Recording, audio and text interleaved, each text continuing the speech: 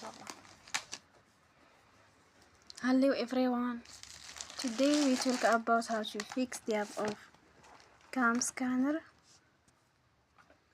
We go to settings,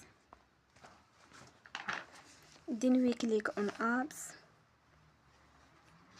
After that we search the app CamScanner and we click. They will on for stop. After that we go to storage, then we click on clear cache.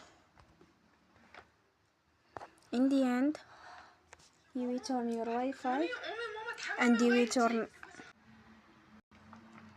Don't forget to support us by like and subscribe. See you next time and thank you for watching.